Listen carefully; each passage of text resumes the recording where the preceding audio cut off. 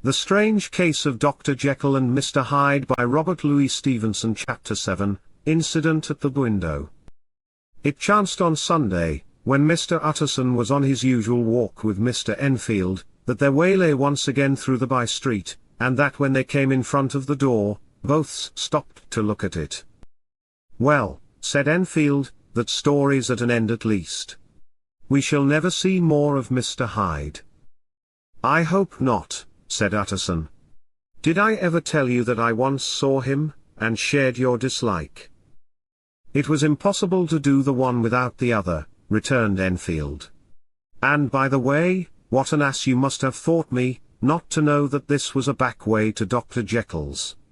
It was partly your own fault that I found it out, even when I did." "So you found it out, did you?" said Utterson. "But if that be so, we may step into the court and take a look at the windows. To tell you the truth, I am uneasy about poor Jekyll, and I feel I have seen too little of him lately. You are the very man to help me." The court was very cool and a little damp, and full of premature twilight, although the sky, high up overhead, was still bright with sunset. The middle one of the three windows was halfway open, and sitting close beside it, taking the air with an infinite sadness of mien, like some disconsolate prisoner, Utterson saw Dr. Jekyll. "What? Jekyll?" he cried. "I trust you are better." "I am very low, Utterson," replied the doctor, "very low. It will not last long, thank God." "You stay too much indoors," said the lawyer. "You should be out, whipping up the circulation like Mr. Enfield and me. This fresh air would do you good." "It is quite impossible, I dare not." "But indeed, Utterson, I am very glad to see you. This is really a great pleasure. I would ask you and Mr. Enfield up, but the place is not fit."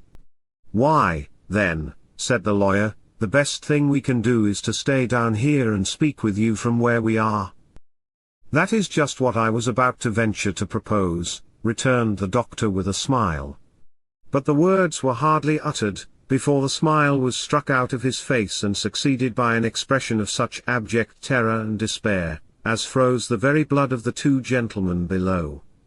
They saw it but for a glimpse, for the window was instantly thrust down, but that glimpse had been sufficient, and they turned and left the court without a word. In silence, too, they traversed the by-street, and it was not until they had come into a neighbouring thoroughfare, where even upon a Sunday there were still some stirrings of life, that Mr. Utterson at last turned and looked at his companion. They were both pale, and there was an answering horror in their eyes. God forgive us," said Mr. Utterson. The Strange Case of Dr. Jekyll and Mr. Hyde by Robert Louis Stevenson. Chapter 8. The last night Mr. Utterson was sitting by his fireside one evening after dinner, when he was surprised to receive a visit from Poole. "Bless me, Poole, what brings you here?" he cried, and then taking a second look at him, "What ails you?" he added, "Is the doctor ill?" "Mr. Utterson," said the man, "there is something wrong." "Take a seat, and here is a glass of wine for you," said the lawyer. "Now, take your time, and tell me plainly what you want." "You know the doctor's ways, sir," replied Poole, "and how he shuts himself up. Well, he's shut up again in the cabinet, and this time it's different. It's not the doctor, it is something else. I have been to the door and spoken to him. Once I heard him weeping. I have been going these 20 years to that place, and I could swear to his voice, but that's not the voice. It's not the voice of my master, it's more like a voice of some other creature." Utterson frowned. "What is the meaning of this? Have you seen the man?" "No, sir, he is shut up. I cannot get a clear look. But I have been to all the old servants, and they are afraid." "I wish you would come, sir."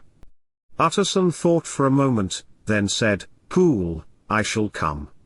If you have been in error, you will have to pay for it, but if not, you and I shall be the better for it." They went out at once, and took the shortest way to the doctor's. The wind was cold, and the night had a wild, broken look, with flying wreck of cloud across the face of the moon. The streets were unusually empty, and the few people they met hurried by with anxious faces. Poole kept glancing behind him, and holding his breath as if he feared pursuit. When they reached the square, the night was very dark. Poole led the way to the back, through the kitchen and across the yard to the laboratory. The door was shut, and the windows closely curtained. "Is your master alone?" asked Utterson. "Mostly," said Poole. "But sometimes there's a quick step or light tread, as though the person within were pacing the room. And, sir, there's been crying out to send for certain drugs, and when they come, it's always wrong. The same order, over and over again. It's been going on for days."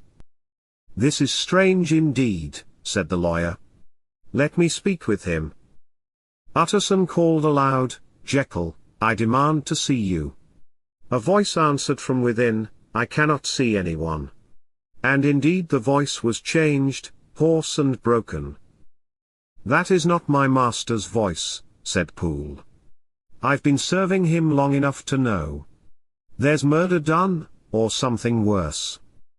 Utterson's face was stern. "Poole, we must break in." They armed themselves with a heavy axe, and Poole, having sent 2 servants to the police, led the way back to the door of the cabinet.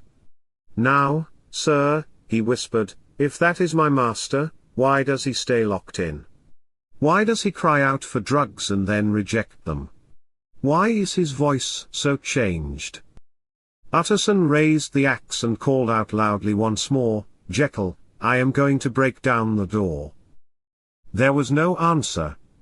The axe fell heavily, crashing through the panels. Blow after blow, until the lock burst and the door swung open. The scene they saw was strange indeed. The fire burned low, a lamp was set on the table, and by the hearth, there lay the body of a man sorely contorted and still twitching. He was dressed in clothes far too large for him, the hands were corded and hairy. Poole turned him over, it was Edward Hyde, lifeless. A crushed phial lay in his hand, and the strong smell of bitter almonds hung in the air, the smell of prussic acid. They looked round. The rooms were neatly kept, on the table lay a large envelope, addressed to Mr. Utterson, and beside it, a will in which the name of Edward Hyde had been erased, and that of Gabriel John Utterson substituted. There was also a sealed packet. The lawyer took these into his keeping. "Poole," said he, "I shall go home and read these papers in private. We have come too late to save your master, but perhaps not too late to learn the truth.